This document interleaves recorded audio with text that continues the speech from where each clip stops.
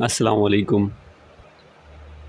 آج کا سوال: اگر عورت ماہواری روکنے کے لیے رمضان المبارک کے مہینے میں دوائیوں کا استعمال کرے تاکہ روزے خراب نہ ہوں تو کیا یہ عمل درست ہوگا یا نہیں؟ اس سوال کا جواب یہ ہے کہ حیض کا بند کرنے کے لیے دوا کا استعمال کرنا جائز تو نہیں، البتہ بعض اوقات طبی لحاظ سے یہ عورت کے لیے نقصان دہ ہوتا ہے۔ اس سے ماہواری کے ایام میں بے قاعدگی بھی ہو جاتی ہے، جس سے بہت سے مسائل جنم لیتے ہیں، جبکہ اللہ تعالیٰ نے اسے ان ایام میں معذور رکھا ہے۔ ان دنوں میں نماز روزہ ادا کرنے پر کوئی مواخذہ نہیں، نماز معاف ہے اور روزوں کی قضا دیگر ایام میں کرنی ہوتی ہے۔ اس طرح کرنے سے عورت کے اجر میں کوئی کمی نہیں ہوتی، ایسی مشقت اٹھانے اور تکلیف کی ضرورت نہیں ہے۔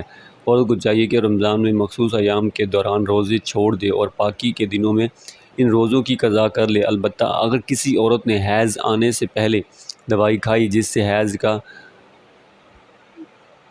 خون نہیں آیا تو جب تک خون جاری نہ ہو وہ عورت پاک ہی شمار ہوگی۔ ان ایام میں نماز پڑھے گی اور روزہ رکھے گی، اس کا نماز اور روزہ ادا ہو جائے گا۔ اسی طرح ایک سوال کیا: داڑھی رکھنا ضروری ہے؟ اگر رکھنا ضروری ہے تو کیوں اسلام میں مردوں کو داڑھی رکھنے کی تائید کا حکم ہے؟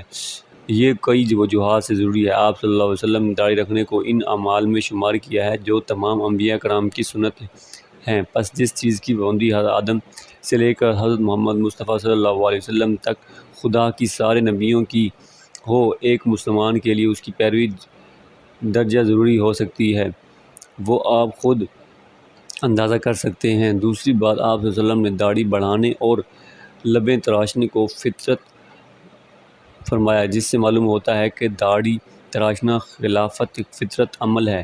ایک مسلمان کے لیے فطرت صحیفہ کے مطابق عمل کرنا اور خلاف فطرت سے گریز کرنا جس قدر ضروری ہو سکتا ہے وہ باز رہے۔ آپ صلی اللہ علیہ وسلم نے امت کو اس کی تائید کا حکم فرمایا ہے اور آپ صلی اللہ علیہ وسلم کے تاکیدی احکام کا ضروری ہونا سب کو معلوم ہے۔ چوتھی بات یہ ہے کہ آپ صلی اللہ علیہ وسلم نے اس کا حکم فرماتے ہوئے یہ تائید فرمائی ہے کہ مشرکوں کی مخالفت کرو، جس سے معلوم ہوتا ہے کہ آپ صلی اللہ علیہ وسلم کے زمانے میں بھی داڑھی تراشنا بددین قوموں کا شعار تھا اور آپ صلی اللہ علیہ وسلم نے اپنی امت کو ان گمراہ قوموں کے خلاف فطرت تقلید کرنے سے منع فرمایا ہے۔